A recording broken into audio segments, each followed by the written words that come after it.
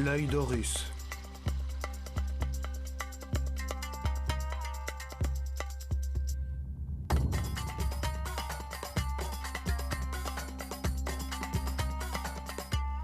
Première partie, l'école des mystères.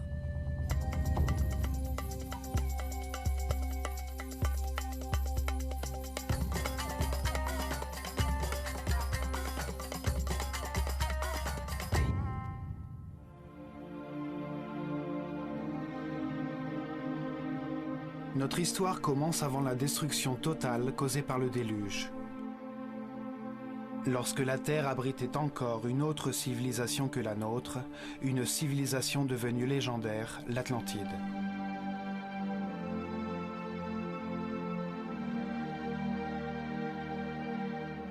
La sagesse de cette civilisation était le produit de l'évolution de la conscience humaine depuis des millénaires, de la connaissance du fonctionnement de l'univers qui donne lieu à ce que nous appelons la vie.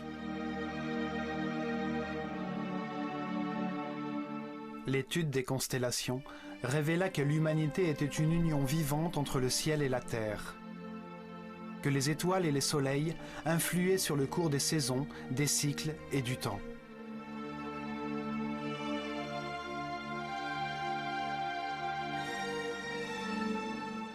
Les prêtres de l'école du savoir de Nahakal en Atlantide, dans leur grande sagesse, découvrirent que la planète vivait les derniers moments d'un de ses cycles.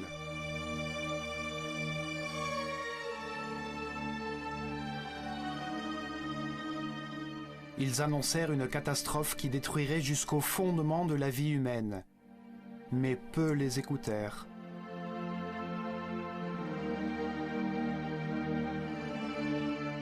Privés du soutien de la majeure partie de la population, ils construisirent des arches fortifiées de toutes parts et protégées par des champs électromagnétiques dont les forces pouvaient pénétrer et détruire toute matière. Guidés par le grand prêtre Chiquitet Arelish Vomalites, ils embarquèrent avec leurs familles, quelques instruments, certains animaux domestiques, et quittèrent l'Atlantide en direction de l'Est.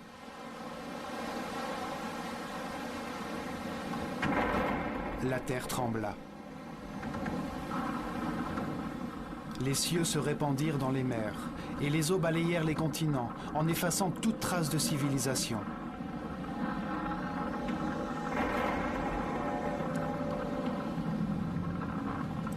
Comme l'attestent les deux immenses monuments en pierre, appelés mégalithes, qui furent retrouvés sur deux sites proches de l'Égypte. Leur taille, leur poids et leur assemblage témoignent d'une technologie aujourd'hui disparue qui date certainement de l'Atlantide. Le site de Baalbek, au Liban, en fournit une première preuve. C'est à cet endroit que se trouvent les plus grands et les plus lourds blocs de pierre du monde, les trilithons de Baalbek. Chacun de ces immenses blocs pèse 1200 tonnes, mesure plus de 25 mètres de longueur, plus de 8 mètres de largeur et 5 mètres et demi de hauteur. Aujourd'hui, le poids le plus lourd que l'on peut soulever avec une grue est la navette Discovery, qui pèse seulement 150 tonnes, soit 10% du poids des trilithons. Aucune des technologies actuelles ne nous permettrait de les soulever, ni de les disposer avec une telle précision. Ils ont été transportés sur plus de 3 kilomètres. Au point d'origine où ils furent taillés, nous pouvons toujours voir un bloc de dimensions comparables qui n'a pas été utilisé. En raison de sa taille imposante, cet étrange plateau est devenu un lieu de culte pour toutes les populations qui s'installèrent dans la région après le déluge. Les Assyriens, les Perses, les Grecs et finalement les Romains y construisirent leurs principaux temples. On trouve une seconde preuve à Jérusalem. Cette ville est un lieu saint pour 3 religions. Ici se trouve un autre mégalithe, un ensemble de blocs gigantesques pesant chacun d'eux plus de 800 tonnes. Ces constructions immenses et mystérieuses devinrent également un lieu de culte d'où naquit Jérusalem. Elles font partie des imposantes fondations qui supportaient le temple juif et qui supportent aujourd'hui la mosquée d'Al-Aqsa et le dôme du Rocher. Les blocs font partie des fondations du mur des lamentations. De nos jours, nous pouvons y accéder à travers un tunnel formé par ces énormes pierres. Les mégalithes de Baalbek et de Jérusalem appartenaient à des édifices détruits durant le déluge. Leur taille leur a permis de rester en place. Ce cataclysme anéantit la civilisation atlantidéenne. Il eut lieu aux alentours de l'an 10 900 avant Jésus-Christ, alors que le système solaire traversait la constellation du Lion. Cet événement est retranscrit dans les livres sacrés de toutes les cultures du monde.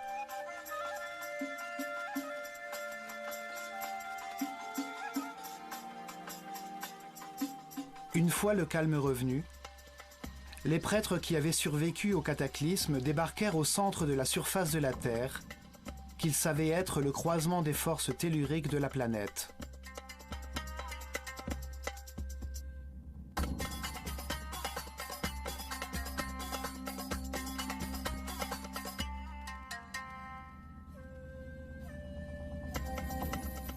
Ils espéraient utiliser ces forces pour guider l'esprit humain en construisant d'imposantes formes pyramidales qui concentreraient les vibrations des entrailles de la Terre et les transformeraient en énergie.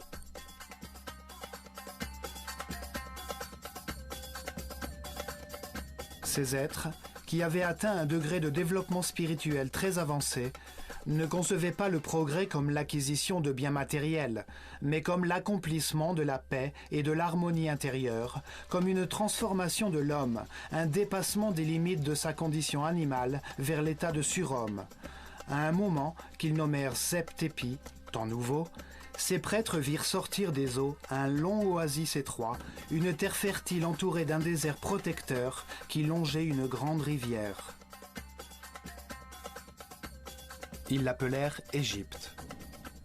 Cette terre émergeait hors de l'eau, le pays d'un seul fleuve, le Nil, présentait les meilleures conditions pour donner naissance à une nouvelle civilisation. Les prêtres considérèrent ce cataclysme comme le début d'un nouveau cycle qui devait conduire l'humanité vers une destinée nouvelle, vers la construction d'une société vouée à l'élévation spirituelle.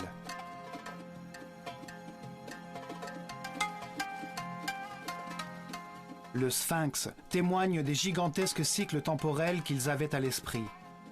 Son corps de lion à tête humaine met en valeur le cycle compris entre l'ère du lion et celle du Verseau, l'heure du règne de la nouvelle civilisation. Il voyait la vie comme un processus conçu par Dieu, durant lequel l'homme se réincarnait encore et encore pour se perfectionner et s'élever dans la hiérarchie universelle. Si l'esprit d'un homme ne comprend pas le Créateur, la raison de l'univers ou de sa propre existence, il sera incarné dans un corps. Les expériences de cette vie charnelle lui permettront d'acquérir la sagesse et la connaissance. Dans cette incarnation, dans tout ce qui lui sera donné à connaître, s'opposeront deux extrêmes.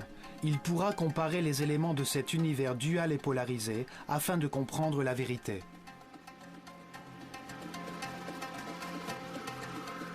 Il apprendra en expérimentant lui-même les conséquences de ses décisions et de sa conduite. Par le chagrin, il comprendra le bonheur. Par l'angoisse, il connaîtra la paix. Au long de nombreuses vies, après avoir comparé les deux extrêmes, il comprendra que la seule vérité est au centre, dans la neutralité de l'amour. À travers la réincarnation, l'homme comprend peu à peu. Il devient un être qui respecte tout ce qui existe. Il comprend que tout a une fonction. Il accepte que toutes les circonstances, même les plus difficiles, sont parfaites, car elles lui enseignent la voie de l'élévation spirituelle. Vie après vie, l'homme s'élève. Il acquiert le savoir, la paix et l'harmonie. Il possède de plus en plus d'énergie vitale. Il devient un être plus tolérant et respectueux. Il accède à la puissance. Il comprend que dans cet univers dual, dans les circonstances les plus contradictoires, la seule neutralité possible est celle de l'amour. L'amour est neutre, tout comme Dieu. Comme le montre le zodiaque de Dendera, ce processus d'apprentissage correspond à un cycle cosmique, soit 12 ères zodiacales.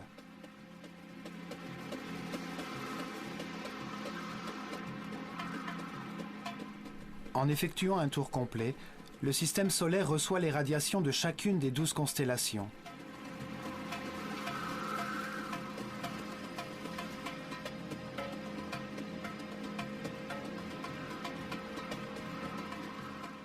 Durant ces 25 920 années, chaque esprit se réincarne 700 fois dans des corps, des endroits, des époques, des circonstances, des conditions et des personnalités différents. Dans chaque vie, il apprend quelque chose de différent. À chaque fois, il est influencé différemment par les forces irradiées des étoiles. Ainsi, chaque être vivant passe par un cycle cosmique durant lequel il reçoit l'énergie des 12 constellations, l'influence des cieux qui marquent les rythmes de sa vie et génèrent différents états d'esprit. Pour les Égyptiens, ce processus d'apprentissage de l'homme au cours de ses vies étant lié au mouvement de notre planète et du système solaire, tout était donc planifié par les étoiles. Ils inventèrent une méthode pour révéler ce qu'ils savaient sur Dieu, l'univers et le processus d'élévation de l'âme durant des milliers d'années. Une manière d'enseigner à l'homme la réalité et le sens de la vie. Les prêtres organisèrent la transmission à leur peuple de leur connaissance sur Dieu, sur les étapes qui marqueraient les changements d'ère zodiacale sous la voûte étoilée. Des moments furent consacrés à l'étude de la création par Dieu de l'univers, puis de la conscience humaine. Chaque phase de la révélation était mise en œuvre par un centre religieux construit le long de l'épine dorsale de l'Égypte, le Nil.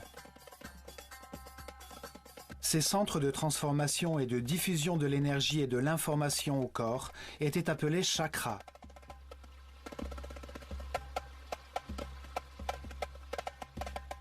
Ils se développèrent dans 4 régions. Chacun de ces 4 centres était dédié à l'explication et l'enseignement d'une phase de la Genèse. Chacun était dédié à une période différente de l'existence du même Dieu, avec des noms et des symboles différents.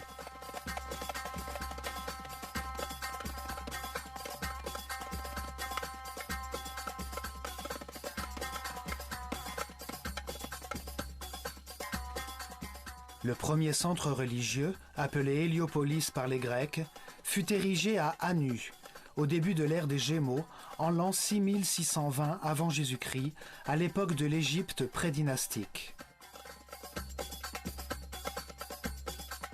Une ère consacrée à la symétrie en art et en architecture. Ce centre était voué à la révélation des caractéristiques, des qualités et de la raison d'être d'un Dieu absolu, cause première de toute chose, que les Égyptiens appelaient Atum-Ra, l'unité homogène et statique qui avait préexisté à l'univers. Le deuxième centre religieux fut établi à Memphis, au commencement de l'ère du Taureau, en l'an 4460 avant Jésus-Christ. Il était dédié à la révélation d'un autre moment de l'existence de Dieu, lorsqu'il met l'univers, les planètes et le soleil en mouvement, lorsqu'il met sa volonté et son énergie divine en action et crée la matière. Cette dimension créatrice de Dieu était appelée Ptah. Durant cette ère, on peut remarquer l'influence de Mentu, l'animal qui représente l'ère du taureau dans toute l'Égypte, même dans les noms des pharaons. Le troisième centre religieux fut créé à Hermopolis. Il était dédié à Thoth. C'est le nom qu'ils donnèrent au Dieu unique lorsqu'il multiplia les créations sur la terre en diversifiant la nature, les plantes et les animaux. Le quatrième centre religieux fut érigé à Thébas, à l'arrivée de l'ère du Bélier, en l'an 2300 avant Jésus-Christ. Ce centre était voué à la révélation des caractéristiques, des qualités et de la raison d'être de Dieu lorsqu'il crée la conscience de l'homme à son image. Ils l'appelèrent Amon-Ra. Cette ère fut un moment décisif pour la civilisation égyptienne. Des centaines de temples dans lesquels la figure du bélier était prédominante furent construits et les pharaons eux-mêmes ajoutèrent Amon ou bélier à leur nom.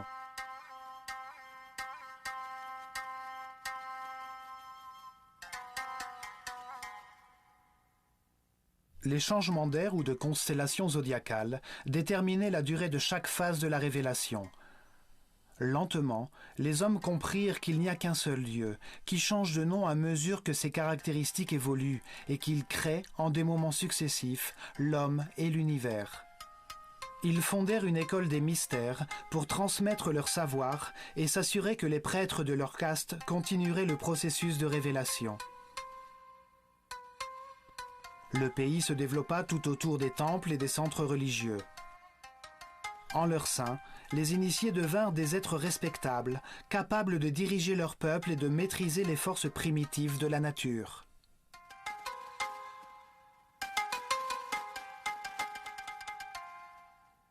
Les prêtres choisissaient leurs disciples parmi les enfants d'Égypte en fonction de leur niveau de connaissance et de sensibilité et leur donnaient la chance de vouer leur vie à la prêtrise. Il leur parlait du processus d'élévation à travers la réincarnation de Dieu et de l'univers. Il leur enseignait les sciences, l'art, la religion et la philosophie. Il les entraînait à l'exercice du contrôle de soi. Ils apprenaient à conserver leur énergie vitale, à comprendre l'importance du respect et du libre arbitre, accélérant leur processus d'évolution. Ils devenaient les héritiers de la caste des prêtres, ceux qui possédaient le savoir et le pouvoir qu'ils procurent et qui avaient pour mission de guider le peuple sur le chemin du progrès. Des statues de ces prêtres ont été retrouvées. Certains sortent d'un cube, d'autres sont représentés comme des écrivains, des êtres de savoir. Parfois, le mot Hotep, qui signifiait sage, était ajouté à leur nom, comme pour Ain-Hotep ou Amen-Hotep, fils d'Apu, en reconnaissance de leur sagesse.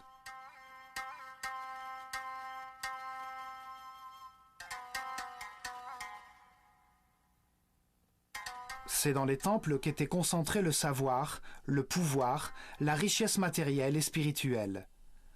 C'est sur eux que reposait l'organisation de la civilisation égyptienne.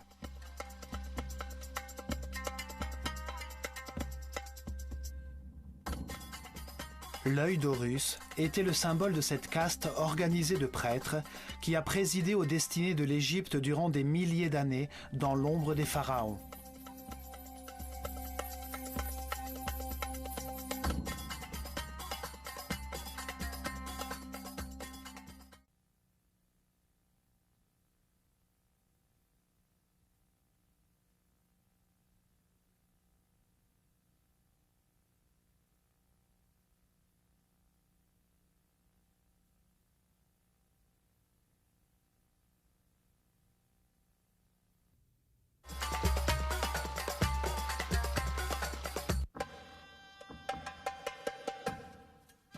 L'œil d'Horus était également le symbole de l'école des mystères, un emblème visible sur tous les murs des temples égyptiens. Un symbole évoque la signification de la forme, de l'action qu'il représente. Il transmet une idée avec simplicité, au-delà des mots. Son sens peut être compris des milliers d'années après avoir été dessiné.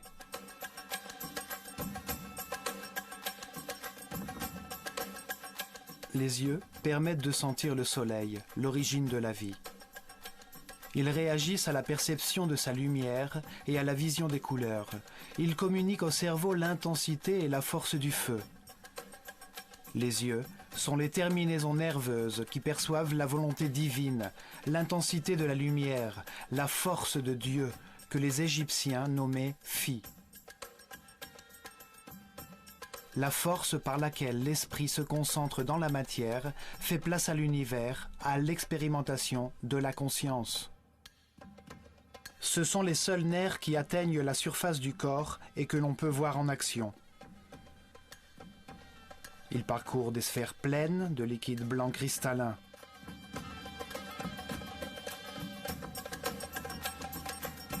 Les yeux sont un symbole de dualité.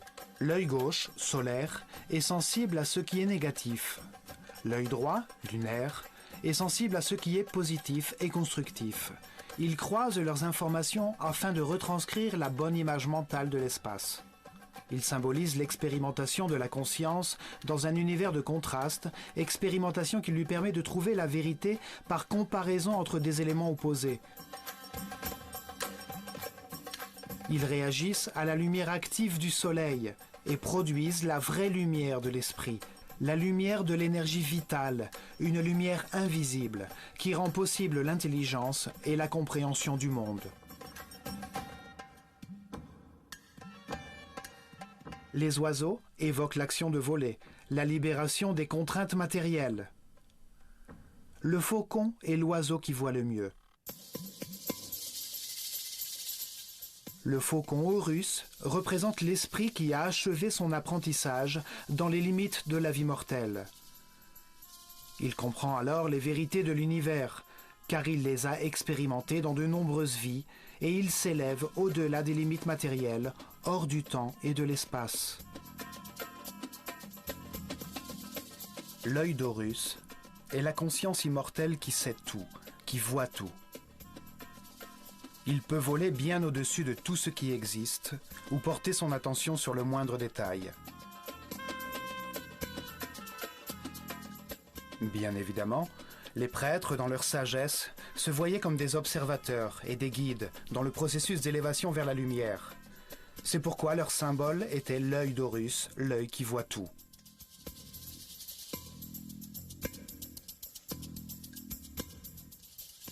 Depuis les temples, les prêtres de l'œil d'Horus conduisaient le peuple vers l'élévation spirituelle, dans la paix et l'harmonie, révélant la vérité sur Dieu, sur l'univers et sur le processus d'évolution de la conscience humaine.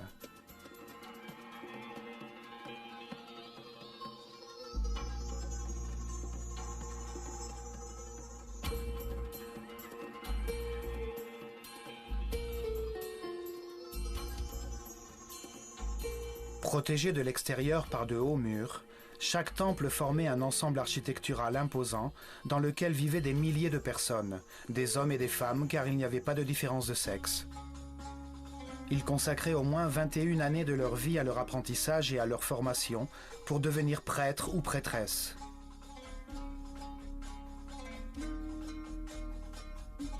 Leur parcours d'apprentissage se déroulait dans différents temples où ils restaient durant de longues années, recevaient les enseignements correspondant à leur niveau, puis ils passaient leurs examens pour accéder au niveau supérieur dans un autre temple de la vallée du Nil.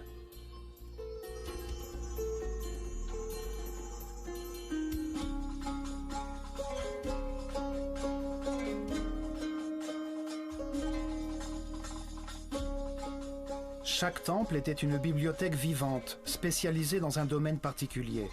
Dans chacun d'eux, on professait des leçons différentes sur l'univers ou sur le sens de l'existence. Chacune de ces disciplines possédait en elle-même un élément sacré qui donnait un sens à la création du monde.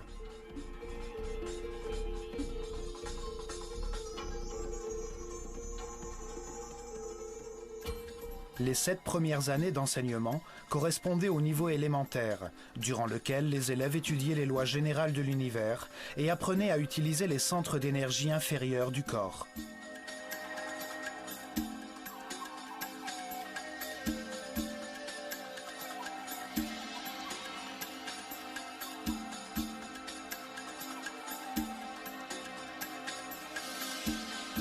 Des temples comme celui de Komombo était dédié à la compréhension de la nécessité de la dualité et de la polarisation universelle, afin que l'esprit puisse établir des comparaisons entre des fins opposées et trouver ainsi la vérité.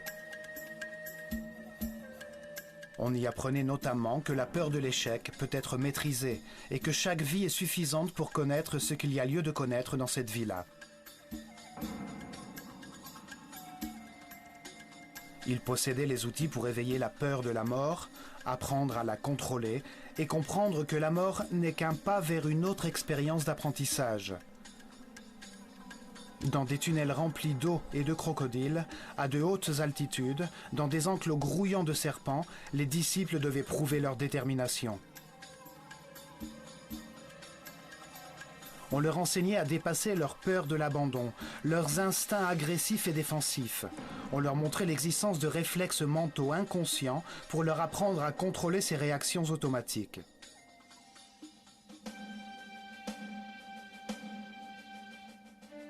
Dans le temple de Luxor, à Thébas, on transmettait le savoir du fonctionnement du corps connu à l'époque et on apprenait à le dissocier de la conscience pour qu'elle ne s'identifie pas à lui.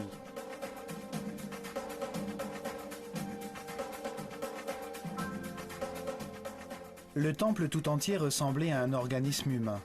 Chaque salle représentait un organe.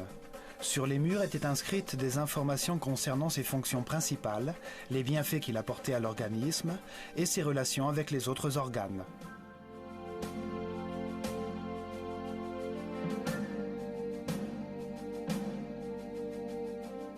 Dans ces salles, on pratiquait des exercices de mouvement et de concentration afin de diriger son esprit vers chaque organe, jusqu'à ce que le corps atteigne un état de conscience qui lui permette de devenir un parfait instrument de la volonté.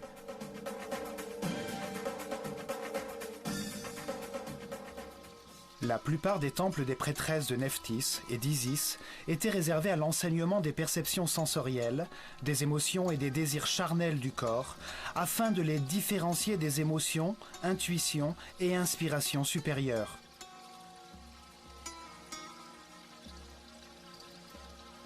Les élèves apprenaient à maîtriser les passions et les sentiments charnels grâce au pouvoir de l'esprit, à élever leur conscience et leurs vibrations vitales, à canaliser l'énergie de leurs esprits vers des aspirations plus hautes, à éveiller leur créativité.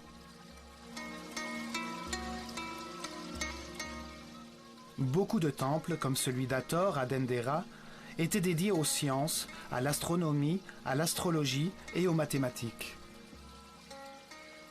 Depuis le toit du temple d'Hathor, on pouvait observer les cieux pour comprendre les différentes énergies libérées par chaque constellation et les effets qu'elles produisent.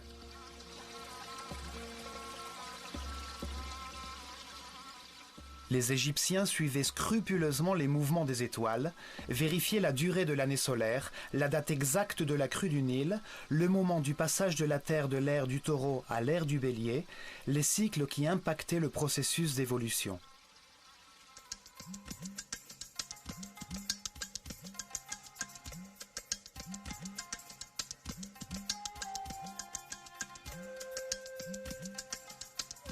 Après cet apprentissage de la raison et cet entraînement destiné à contrôler les sentiments, les émotions et les pensées, les élèves consacraient 7 années supplémentaires à l'exercice de leur cerveau droit, à l'intelligence du cœur, pour comprendre la différence entre la pensée et la méditation.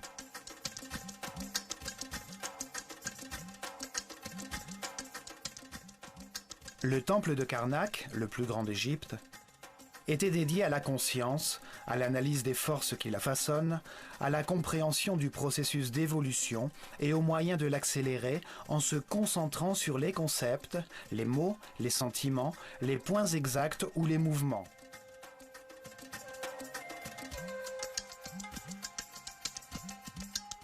Les élèves apprenaient à se concentrer sur eux-mêmes, afin de différencier le surmoi du moi, à s'identifier à un être ou à un objet extérieur jusqu'à ce qu'ils sentent ou qu'ils deviennent ce à quoi ils pensent.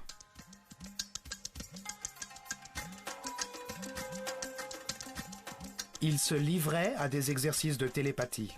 D'abord dans des conditions de proximité physique, puis à distance, à une certaine heure de la journée, jusqu'à ce qu'ils apprennent comment communiquer mentalement à n'importe quel moment. On leur enseignait une certaine conception du temps, et ils apprenaient à vivre comme si celui-ci était un éternel présent.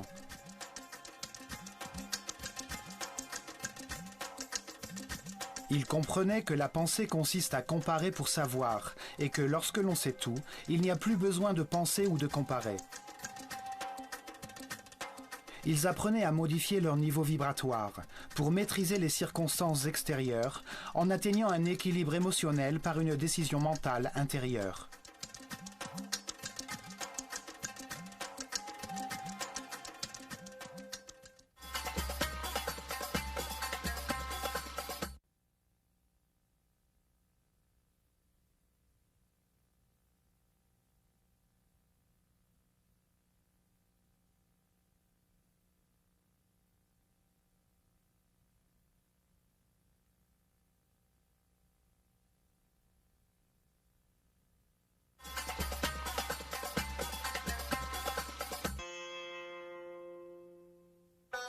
Chaque temple possédait 3 niveaux d'information.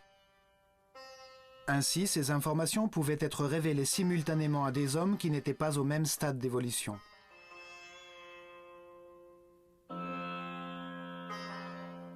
Le premier niveau était la transmission des informations élémentaires au peuple. Chaque temple avait une histoire simple, pleine de symboles et de personnages fantastiques. Un théâtre sacré, facile à comprendre. Les idées étaient exprimées dans des mythes sous la forme d'histoires.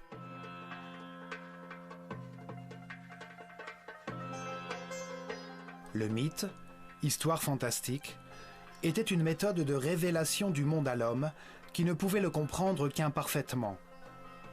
Les mythes ne sont vivants que parce que l'on croit en eux.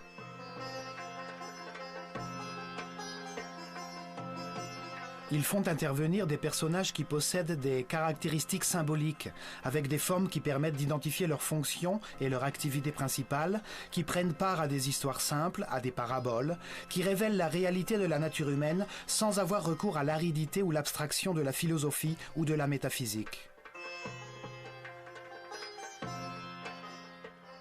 Le peuple avait ainsi accès au sacré en écoutant l'histoire de chaque temple, en connaissant les forces et les faiblesses de chaque personnage, les problèmes qu'il rencontre et la manière de les résoudre.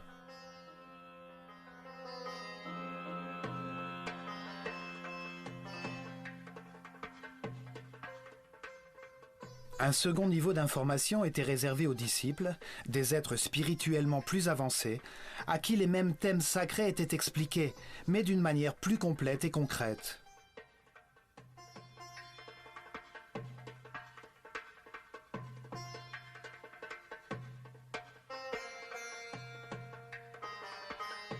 À cette fin, on gravait les scènes descriptives des mythes sur les murs du temple. Chaque personnage était expliqué. On apprenait ce qu'il symbolisait, l'étape du processus d'élévation qu'il représentait, pourquoi il avait telle forme, telle attitude et telle fonction.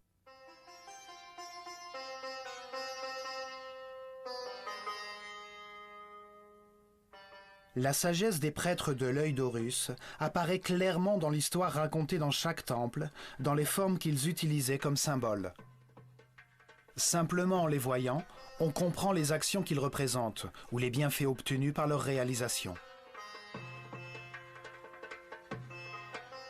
En utilisant comme symbole des hommes à tête d'animaux, ils en font des concepts qui évoquent les caractéristiques de chaque animal et qui permettent de saisir la fonction de cet animal dans l'univers.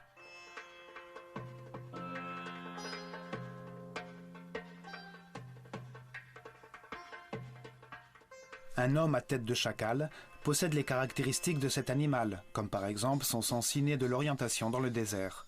En suivant ses pas, on arrive toujours à une terre fertile. C'est un excellent guide. Chaque symbole permet une compréhension facile.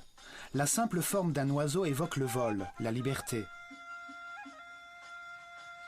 Un disque solaire au-dessus de la tête d'un homme indique sa clairvoyance, sa sagesse, son savoir, son degré de conscience.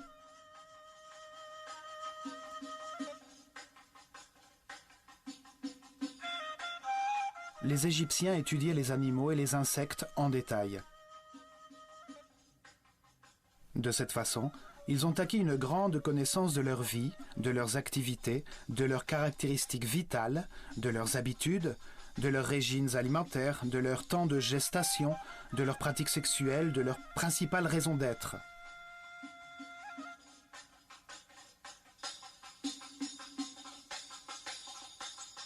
Ils choisissaient les animaux les plus doués pour représenter une action vitale et son impact sur l'univers. L'évolution du ver, qui rampe et se tortille avant de devenir un papillon.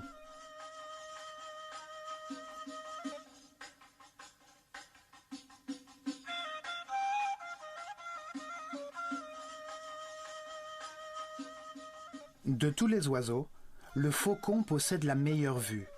Il a un cerveau optique parfaitement développé.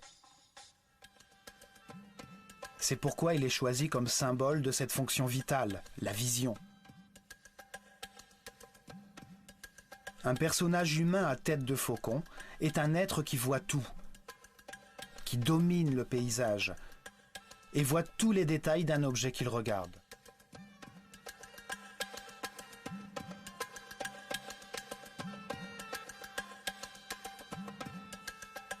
Ces personnages, appelés dieux ou néthers par les égyptologues qui pensent que les Égyptiens étaient polythéistes et vénéraient les animaux, représentaient seulement une fonction vitale, un être au monde qui se transforme et s'améliore. Chaque action importante de la vie est représentée par un symbole, qui indique la transformation essentielle qui se produit chez l'individu qui l'exécute, ce à quoi il arrive. 2 bras signifient l'adoration. 2 jambes, l'action de marcher. 1 bouche, le fait de parler.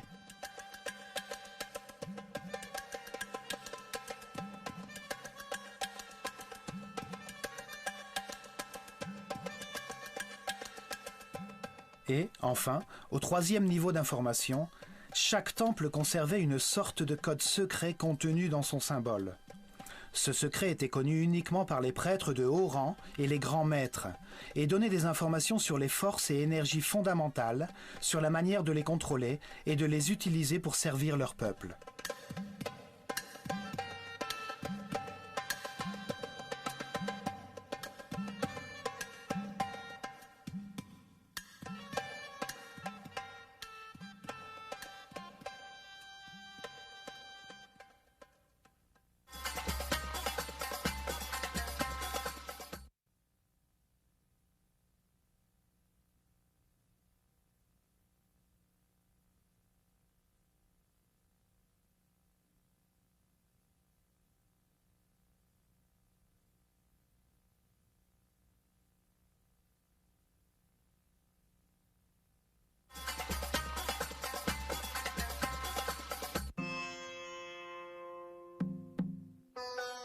Dans des temples comme celui d'Horus, à Edfu, le grand prêtre a mené ses disciples les plus brillants à projeter leur conscience dans le temps, à pénétrer dans leur subconscient pour revivre et comprendre leur vie antérieure dans leur processus de réincarnation.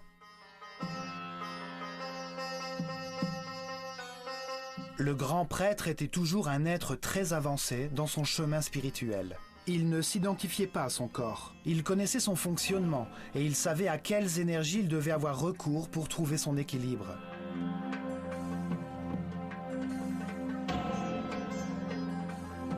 Il contrôlait depuis son centre nerveux, situé dans sa couronne, le niveau le plus élevé d'énergie vitale. Il demeurait dans un présent éternel, rayonnant d'amour. Il utilisait son pouvoir divin pour guider et servir les autres.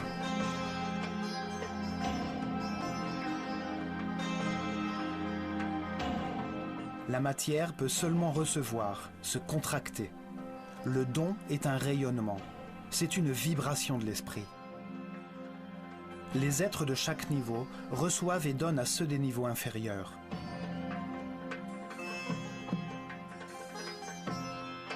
Dans les salles des temples, ils comprirent que la réalité est composée de 7 niveaux d'énergie vibratoire, 7 courants énergétiques qui correspondent à des niveaux différents de pouvoir et de force.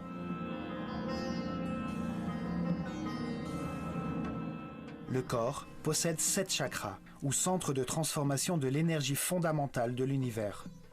Chaque être humain n'utilise qu'un seul de ces 7 centres au cours de sa vie présente, en fonction du niveau d'élévation de sa conscience. Meilleure est sa connaissance de l'univers, plus grand est son respect, plus haut est le chakra ou centre nerveux qu'il utilise pour transformer cette énergie. Plus son chakra est haut, plus il génère d'énergie quotidienne, et plus il possède de forces transcendantales. Le grand prêtre pouvait contrôler les forces fondamentales de l'univers grâce au haut niveau d'énergie vitale qui demeurait dans son corps. Son système nerveux avait une résistance en adéquation avec ce niveau d'énergie.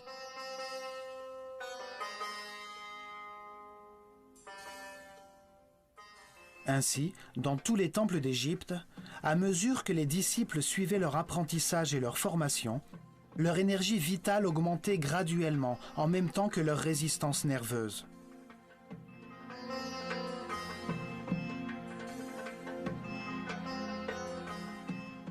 Ils apprenaient à être en paix et en harmonie, à respecter tout ce qui existe, à accepter la perfection de l'univers, à diriger leurs énergies vitales vers le chemin de l'élévation qui conduit à l'omnipotence, au contrôle des forces et des énergies suprêmes. Ils suivaient une intense préparation physique, mentale et spirituelle, qui se terminait par l'expérimentation de la totalité et du néant, du manifeste et de l'indicible. Ils recevaient des pyramides une énergie puissante, qui leur permettait d'atteindre le 7e niveau de conscience. Durant l'ère du taureau, ils se consacrèrent à l'expérimentation de brillantes technologies à travers la construction de formes pyramidales afin de transformer les vibrations de la planète en énergie, un savoir ancestral qu'ils mirent en pratique.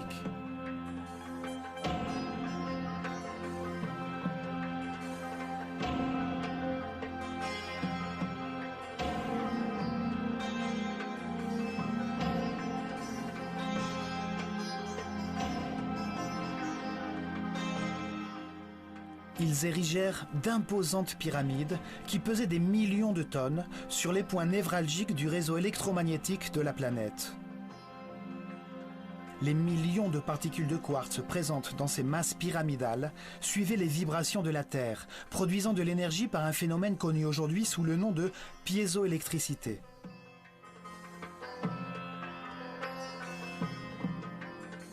Ils construisirent plusieurs pyramides avant d'atteindre un modèle de perfection avec la pyramide de Khéops. Dans ces halls, dans ces galeries, dans ces chambres, ils transformaient cette énergie en son, afin que les disciples les plus avancés physiquement, mentalement et spirituellement vibrent jusqu'au plus haut niveau.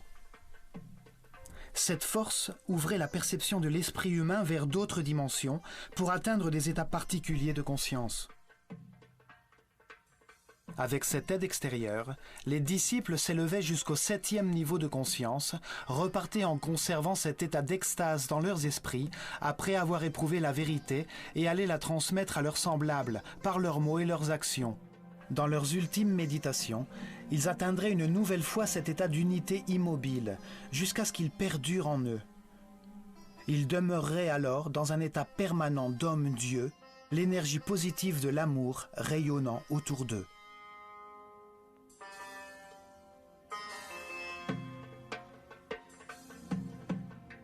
La connaissance de toutes les formes pures de l'univers, des masses primitives qui organisent l'énergie et la matière, était essentielle pour le développement de la civilisation égyptienne. Aujourd'hui, nous appelons ces formes pures les solides platoniciens. 5 polygones de taille et d'angles égaux, formés de triangles équilatéraux, la forme de vie qui ne produit aucune tension. À l'aide de ces formes, ils produisaient des effets de résonance et de concentration énergétique afin d'élever la perception de la conscience, pour générer des effets de superconductivité permettant d'annuler la force de la gravité. De nos jours, nous avons découvert qu'il y a sur notre planète des points névralgiques appelés nœuds diamagnétiques, d'où l'on peut contrôler la force de gravité de la planète et générer un phénomène de superconductivité. La superconductivité permet d'augmenter ou de réduire la force de la gravité. En augmentant le poids des blocs de pierre, ils pouvaient poser les fondations sans avoir besoin de creuser dans le sol. En le réduisant, ils les rendaient plus faciles à déplacer et ils pouvaient ainsi les faire venir de carrières éloignées.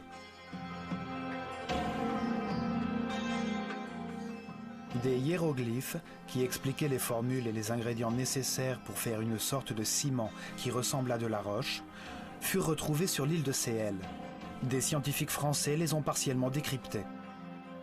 Leurs expériences confirment qu'il s'agit de géopolymères, qui produisent une sorte de pierre une fois qu'ils sont solidifiés. Ceci permet de comprendre la simplicité avec laquelle les Égyptiens pouvaient assembler les pierres de leur temple en utilisant un bloc pour en former d'autres.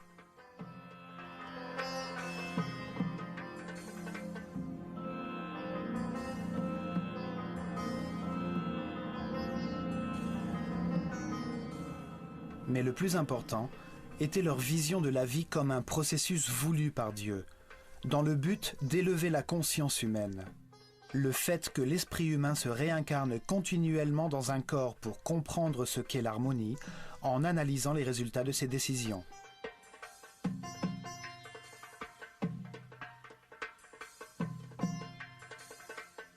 Au cours de ses nombreuses vies, pleines d'expériences contraires, d'angoisse et de paix, de dépression et de joie, de richesse et de pauvreté, de santé et de maladie, il comprend les raisons de son existence et s'affranchit des contingences matérielles pour devenir un surhomme immortel.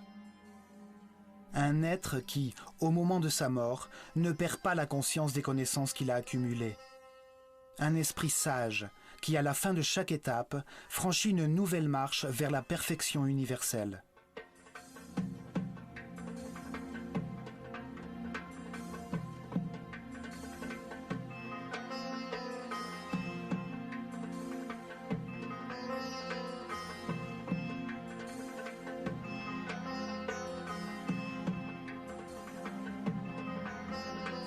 L'homme se réincarne plusieurs fois. Au début du processus, il est dominé par sa condition animale. L'intolérance et l'agressivité le condamnent à une vie de désolation. Petit à petit, la douleur l'envahit et en cherchant à la soulager, il cesse d'attaquer. Il trouve la paix et avec elle, des niveaux élevés d'énergie vitale.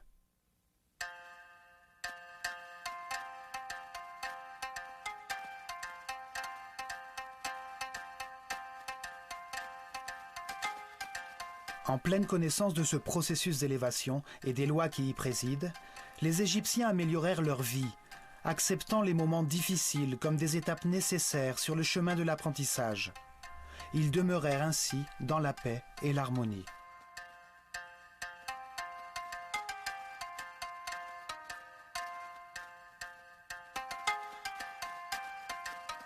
Les temples enseignaient comment les hommes, même dans un monde de souffrance, pouvaient s'affranchir des contraintes physiques et devenir des êtres capables de transformer la matière pour voyager librement dans le temps et l'espace. Au milieu des contradictions de chaque vie, tout homme apprend quelque chose et renaît un peu plus sage. Par la polarité entre la lumière et les ténèbres, entre la peur et l'amour, nous apprenons à trouver la paix et l'harmonie, pour garder notre énergie vitale.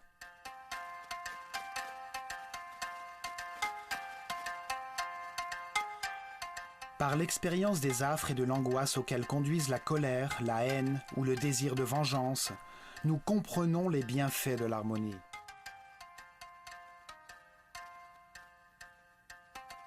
En prenant conscience que chaque décision produit à la fois de la douleur et du soulagement, nous pouvons faire d'une vie infernale un paradis. Les Égyptiens avaient compris que toutes les actions de la vie quotidienne, la pêche, les semailles, la récolte, nous rapprochent chaque jour un peu plus de la perfection divine. Ils formèrent une communauté si pacifique et heureuse que lorsque l'historien grec Hérodote visita l'Égypte au 5e siècle avant Jésus-Christ, il dit « De toutes les nations de la terre, les Égyptiens sont les plus heureux, les plus saints et les plus religieux. »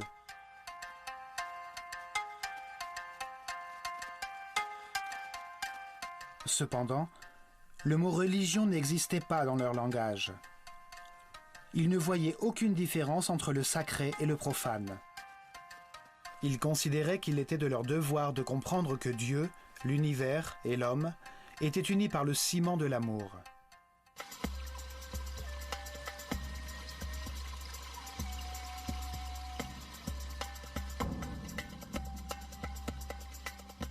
Dans cette série d'épisodes consacrés à l'œil d'Horus, nous décrypterons le message laissé par les Égyptiens dans leur temple.